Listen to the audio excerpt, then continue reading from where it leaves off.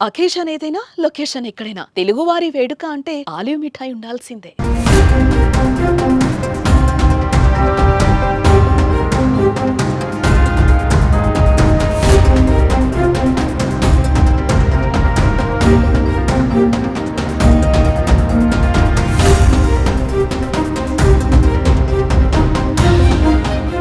భారత్ పాకిస్తాన్ మధ్య జరిగిన యుద్ధంలో ఎవరిది పైచేయి అంటే భారత్ అనే అందరూ చెప్తారు. చెప్పడం కాదు, అది అక్షరాల నిజం కూడా.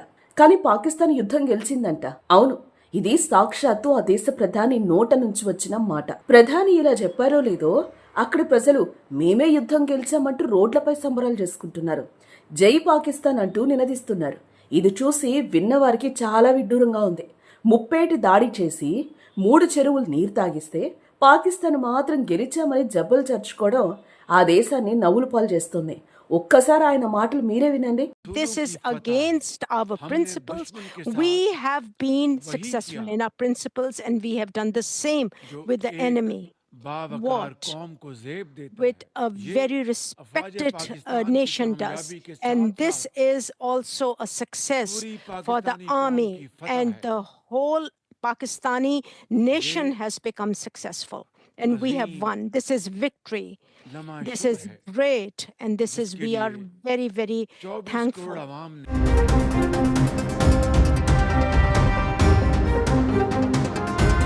శత్రువుల ఎయిర్ బేస్లు స్థావరాలను టార్గెట్ చేసి వాటిని ధ్వంసం చేశాం. వారి రాఫెల్ యుద్ధ విమానాల్ని నేలకూల్చాం. మేమే విజయం సాధించాం. ఇది పాకిస్తానీల విజయం.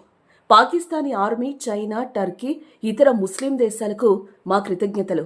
Army chief Asim Munir, America అధ్యక్షుడు డొనాల్డ్ ట్రంప్కు నా ధన్యవాదాలు అని పాకిస్తాన్ ప్రధాని షాబాజ్ షరీఫ్ జాతినుద్దేశించి మాట్లాడారు. ఇలా ప్రధాని చెప్పారో లేదో ఆ దేశ ప్రజలు రోడ్లపై విజయ సంబరాలు చేసుకుని అభాసుపాలయ్యారు.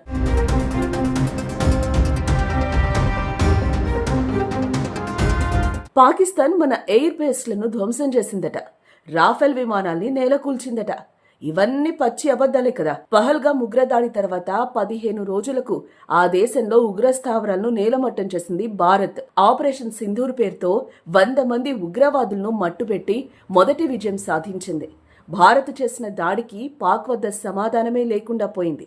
ఈ దాడితో దేశం పరువు పోగొట్టుకున్న పాకిస్తాన్ భారత్పై పేలని బాంబులు, పనికిరాని చైనా మిసైల్స్ ఉనికిని చాటుకోవడానికి ప్రయత్నించింది.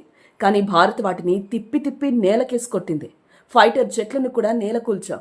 వారు చేసిన దాడికి ప్రతీకారంగా ఆ దేశ క్షిపణి వ్యవస్థను భారత్ తన డ్రోన్లతో ధ్వంసం చేసింది. ఇస్లామాబాద్, రావల్పిండి, లాహోర్ వంటి ప్రధాన నగరాలు భారత్ దాడులతో అట్టుడికాయి.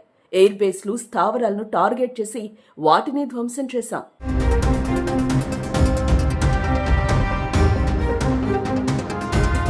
పాకిస్తాన్ ఇంత చేసినా మనం ఎక్కడా ప్రజల జోలికి పోలేదు. ఆ దేశ ప్రజలకు హాని జరగకుండా ఆస్తులు, సైనిక స్థావరాలపైన మాత్రమే భారత్ టార్గెట్ చేసింది. పాపాల పాకిస్తాన్ మాత్రం సరిహద్దు రాష్ట్రాల్లోని అమాయక ప్రజలపై దాడులకు ప్రయత్నించింది. ముఖ్యంగా జమ్మూలోని పౌరులు, నివాసాలపై దాడి చేసి పలువురి ప్రాణాలను తీసుకుంది.